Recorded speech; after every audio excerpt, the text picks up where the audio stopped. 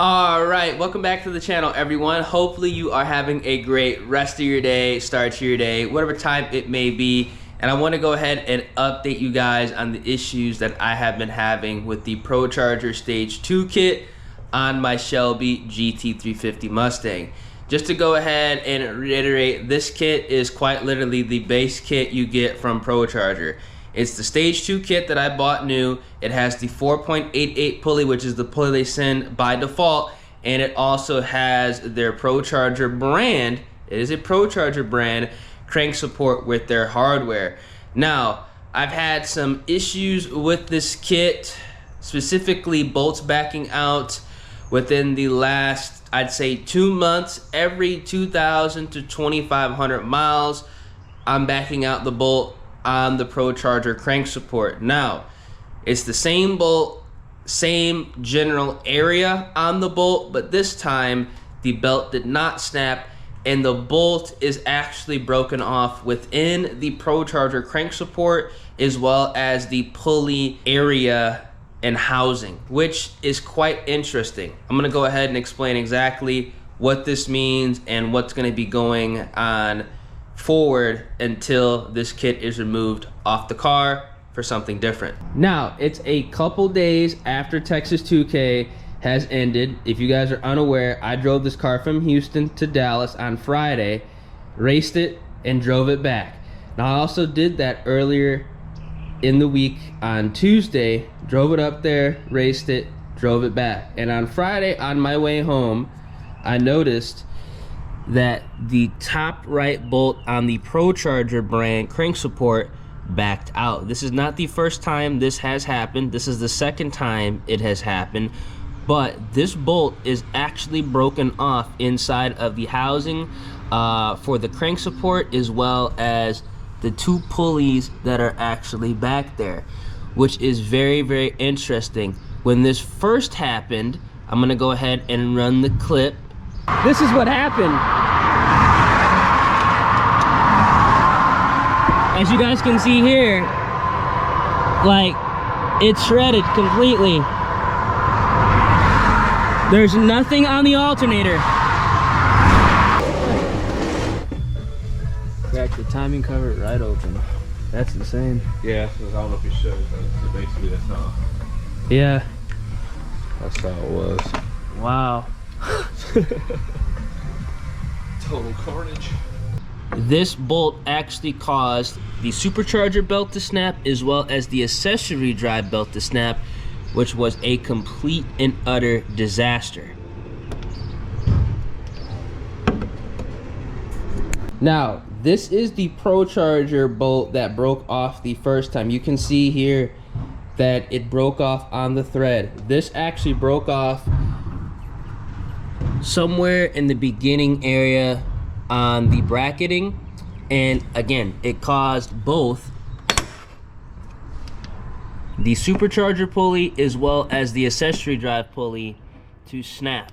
Now, what actually happened this time is the bolt is broken off somewhere further back in the housing where the two pulleys are attached and where the belt is. Now, the reason why I believe the belt did not snap, or both belts did not snap, is because both of the pulleys are still in place and they're not moving around. Now, the past 2 days I actually have been driving the car. I haven't done any hard pulls or anything like that, and the belt is still on. The reason I'm going ahead and doing that is because I'm trying to judge like the severity of this. Obviously it's not good if a bolt is broken off in there, but I'm trying to judge if the car could be at least moved around. It's really interesting how these bolts are backing out. Now, it's weird because ProCharger says not to use Loctite on these bolts, but I've been on the forums and a lot of people have said that they have been using Loctite. A lot of people have also said that they've had issues with these bolts backing out. The same exact bolt spot on their ProCharger kits with the crank support, which is quite interesting. And honestly, I'm very disappointed with this ProCharger kit, and the fact that people are having similar issues goes to tell you that, you know, there is a design flaw with this whole bracketing system and how everything is set up ProCharger wise. Now, I know it's gonna sound like I'm bashing, but again, this is from a customer who has bought the kit brand new, put miles on it, raced the car, and ran into 2 issues, the same issue twice. The car has had the ProCharger kit off 3 different times by 2 different shops. That's not a labor or an expertise issue. That is a part issue. That is a quality control issue. That is a design flaw.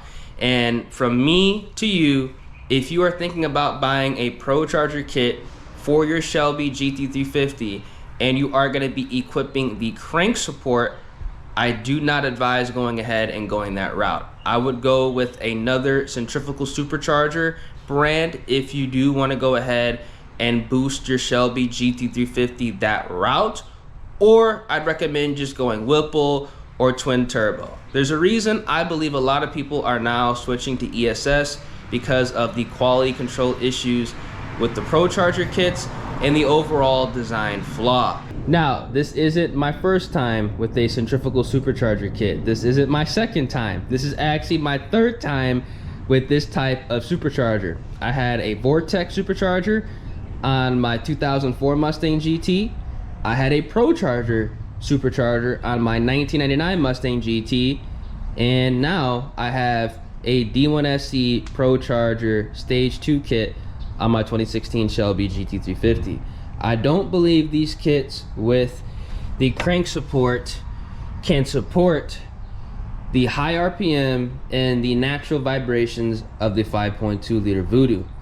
On my Vortex kit, pushing 16 pounds of boost with a 2.7 pulley, I had no issues as far as belts snapping and minimal belt slip with a 2.7 pulley using a non-RPM belt.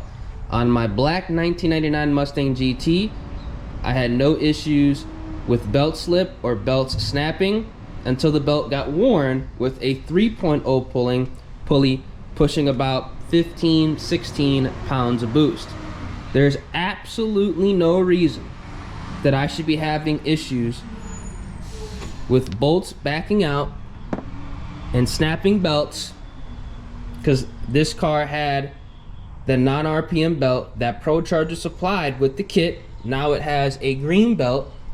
I should not be having those issues with a wagon wheel sized 4.88 pulley producing single digit amount of boost. You can see the residue by the tensioner. This is old that I actually have not cleaned up. The reason I've left this little kind of strip right here clean is I'm trying to monitor if I'm starting to get belt slip again, because that's where it will show.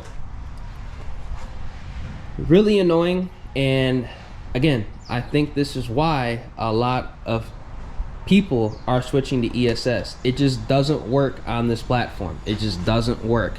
Both of those New Edge Mustangs I had spinning to 6,000, this car spinning to 8,300 with the natural vibrations. It just cannot support it, and that's exactly why I am going to be going with a different forced induction route, because every 2,000 miles, 2,500 miles, this bolt is backing out is a severe hindrance. If you guys are unaware, whenever this bolt backs out, in order to go ahead and first get access to extract it and also fix the issue, the front bumper has to come off, the radiator has to come off, the intercooler has to come off, the fans have to come out. It is an entire nightmare, as well as the ProCharger crank support has to be disassembled essentially to pull it all out. That's obviously something that, you know, is not really user friendly, and it is a design flaw. Now, I know technically you don't need the ProCharger crank support when running a 4.88 pulley, but my reasoning was to do it all at once at the same time when the kit went on, so when I want to go ahead and pulley down, I don't have to go ahead and have everything torn off and put back together. Ironically, that's what had to happen. So it's really interesting how this situation happened. Trying to prevent problems cause problems. It's just unfortunate. And if you guys are unaware, if you're thinking about getting a ProCharger kit, if you have to change out the belt for a pulley swap, and you have the crank support, guess what? This crank support has to come off. So it is an entire nightmare, an entire design flaw in my personal opinion. I do not advise going ahead and buying a ProCharger kit for your Shelby GT350. It's gonna cause you more headaches. It's gonna cause you more time, more money to get things done.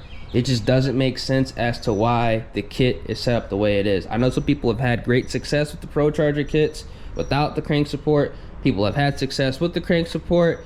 This is coming from somebody who quite literally has put over 1,000 miles damn near on their car in less than a week. Somebody who actually drives their car. My car has over 30,000 miles on it. I boosted it around like 24,000 miles ago. Well, actually, technically, no, not that long ago, but I boosted it when it had like 25,000 miles on it. I drive this car, I run it, and it's not just a car that goes to Cars and Coffee, you know, does a pull leaving Cars and Coffee or something like that. I actually drive it, you know, race it and whatnot. And, you know, I don't beat on the car every single time I take it out, you know, obviously, but it's just one of those things where, like, if I can't do like what I want to do with the car and, you know, obviously enjoy it with the kit, yeah, I can't recommend it, straight up. I just can't recommend it. Obviously, I drive it. The car's dirty right now. You know, I probably put more miles on my car in a week than most owners have put on their car in a year. You know what I'm saying? I almost put 1,000 miles in this car